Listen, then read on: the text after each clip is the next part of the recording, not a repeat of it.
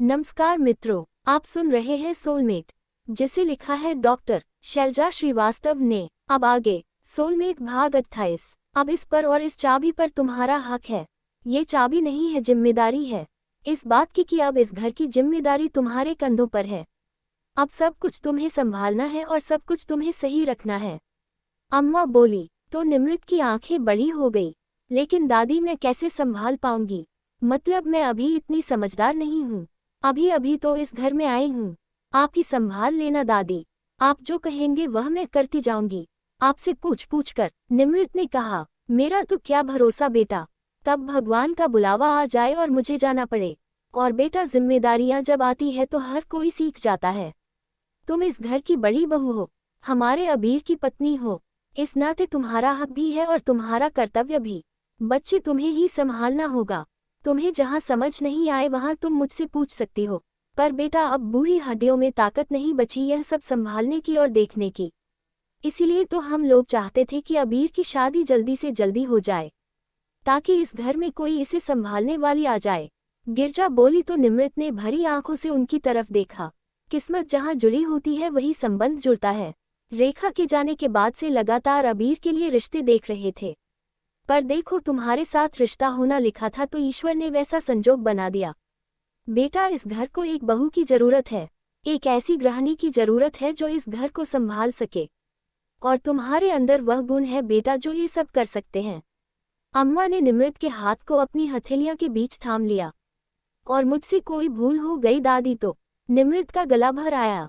भूल तो बच्चों से ही होती है ना, भूल हो जाएगी तो सुधारने के लिए हम लोग हैं ना।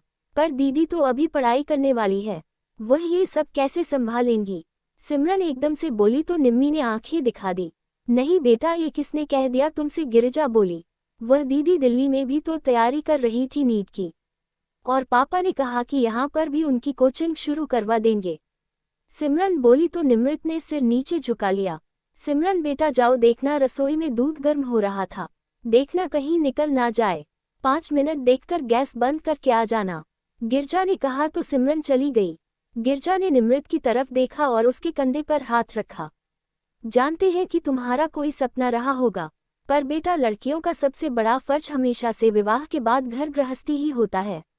और फिर नीट की पढ़ाई आसान तो नहीं है जो आराम से तुम निकाल लोगे। तुम्हें मेहनत भी करनी होगी और फिर भी पास नहीं हो पाओगी, क्योंकि अब तुम्हारे ऊपर घर परिवार की जिम्मेदारी है और तुम इससे पीछे नहीं हट सकती। गिरिजा ने कहा। निम्मी खामोश रही। भैया ने तुम्हारे लिए इतना कुछ किया है तो तुम्हें भी तो इस परिवार के बारे में सोचना होगा, गिरजा ने कहा तो निमृत ने भरी आंखों से उनकी तरफ देखा। इसका मतलब यह नहीं है कि मैं तुम्हें मजबूर कर रही हूँ। तुम बिल्कुल पढ़ाई करो, पर सामान्य पढ़ाई लिखाई की जा सकती है बेटा। पर डॉक्टरी की पढ़ाई आसान नहीं होती, और वह भी शादी होने के बाद। तुम्हारे ऊपर घर के 4-5 सदस्यों की जिम्मेदारी है। ऐसे में तुम अगर अपनी डॉक्टरी की पढ़ाई करोगी तो इस घर परिवार को कौन संभालेगा? तुम्हारी माँ नहीं थी, तुम तो समझ सकती हो कि बिना औरत के घर कैसा होता है। इसीलिए तो हम लोग अबीर के लिए रिश्ता देख रहे थे। अब किस्मत समझ लो ये जो कुछ भी कि अबीर का रिश्ता नहीं हो पाया।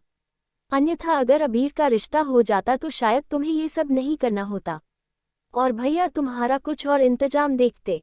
पर अब वह तुम्हें अपनी बहू बनाकर अपने घर लाए हैं तो कुछ फर्ज तो तुम्हारे भी बनते हैं, गिरजा ने कहा। निमृत ने कोई जवाब नहीं।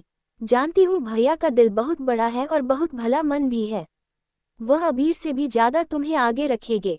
पर तुम्हें तो सोचना होगा ना कि तुम्हें अब क्या करना है। उस परिवार की जिम्मेदारी उठानी है जिसे तुम्हारी जरूरत है, या सिर्फ अपना सपना और अपना स्वार्थ देखना है?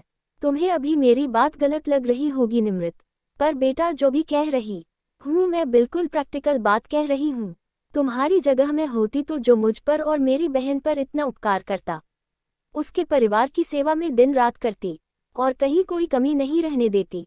और वहाँ पर मैं अपना व्यक्तिगत कुछ भी नहीं सोचती, ना कोई पढ़ाई लिखाई और ना ही कोई करियर और सपना। वैसे भी भगवान का दिया सब कुछ है हमारे पास।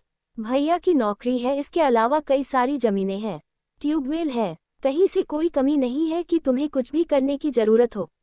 इस घर को जरूरत है तो सिर्फ और सिर्फ एक ऐसी लड़की की जो इस घर को संभाल सके। कहना चाहिए इस घर में एक गृहिणी की जरूरत है, एक डॉक्टर या स्टूडेंट की नहीं।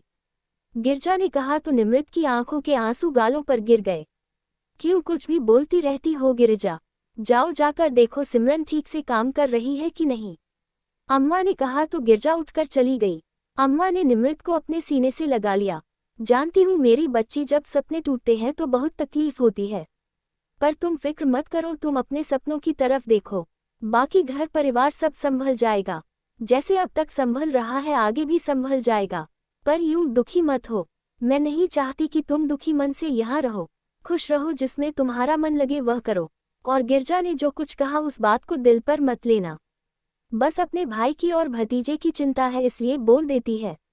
बाकी ऐसा नहीं है कि उसे तुमसे या तुम्हारी पढ़ाई लिखाई से कोई आपत्ति हो। अम्मा ने निमृत को समझाया। पर अम्मा और गिरजा की बातों से निमृत को काफी कुछ बातें समझ आ गई थी। थोड़ी देर में निमृत उठकर वापस अपने कमरे में चली गई तो गिरजा अम्मा के पास आ गई। बच्ची का दिल दुखा दिया, कभी नहीं सोचा था कि इस तरीके से किसी से कहना पड़ेगा। अम्मा दुखी होकर बोली, आप दुखी मत हो, मजबूरी नहीं होती तो मैं भी कभी ऐसा नहीं करती अम्मा। पर भैया तो कुछ समझने को तैयार नहीं है, उनके ऊपर पर तो दोस्ती और परोपकार का भूत चढ़ा हुआ है। पर यह नहीं सोच रहे हैं कि इस घर का क्या होगा अगर निमृत को डॉक्टर बनने का सोचा तो। हमने अबीर की शादी इसलिए तो नहीं कराई थी ना कि एक ऐसी लड़की ले आए जो दिन रात किताबों में डूबी रहे।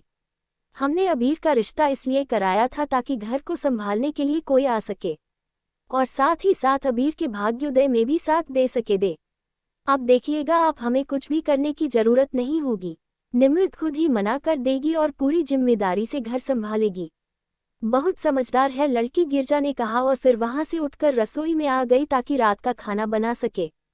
क्रमशः डॉक्टर शैलजा श्रीवास्तव।